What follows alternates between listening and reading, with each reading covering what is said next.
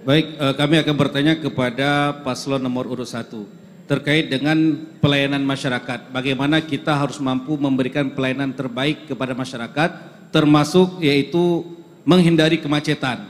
Jadi yang ingin kami tanyakan kepada paslon nomor urut 1 adalah apa konsep paslon nomor urut 1 terhadap kemacetan-kemacetan yang terjadi di Kota Banda Aceh, terutama seperti kemacetan di Simpang 7 Ulekaring. Apa solusinya yang tidak merugikan masyarakat di sekitar, terutama pedagang?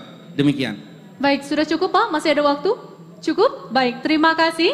Langsung kami akan berikan kesempatan untuk paslon nomor urut 1 memberikan jawaban. Waktu Anda adalah 2 menit dimulai ketika Anda berbicara.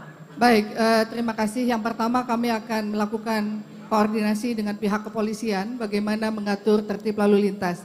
Dan kemudian sudah terbukti kami berhasil membangun flyover, underpass untuk melerai kemacetan. Seharusnya ketika kami meninggalkan kota ini 7 tahun yang lalu, itu juga harus dihadirkan marka jalan yang baik ya, agar kemacetan itu tidak terjadi. Dan untuk melerai kemacetan di Simpang 7, mungkin dari Lambu sampai ke wilayah sana, itu harus ada pelebaran jalan yang dilakukan.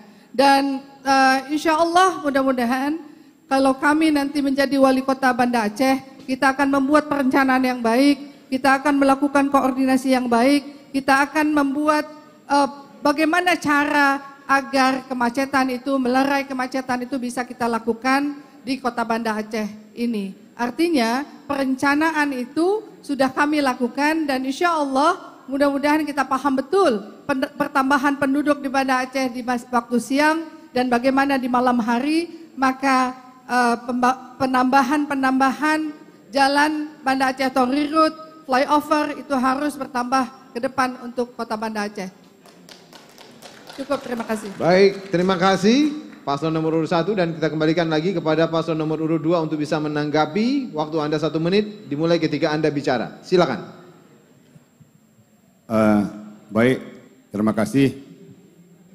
Kami melihat bahwa semua jawabannya itu koordinasi, ya, koordinasi dan koordinasi. Tapi kita semestinya menginginkan ada langkah konkret. Misalnya, saya dulu di saat di DPR Aceh itu pernah kami duduk dengan Muhyan merencanakan untuk menghindari kemacetan di Simpang Ulekaring. Itu dari Cot Iri menuju ke Miru, menuju ke Ili, menuju ke Lambu, itu salah satu alternatif jalan baru yang kita buka saat itu. Kebetulan saya nggak jadi DPRA lagi saat itu. Tapi kalau berlanjut itu sebagai upaya kita mengalihkan ya, arus lalu lintas yang ada dari Pekandate ke wilayah lain. Termasuk kita, prinsip kami, jangan kita membangun sebuah pembangunan yang merugikan pihak yang lebih banyak. Baik, waktunya selesai. Terima kasih.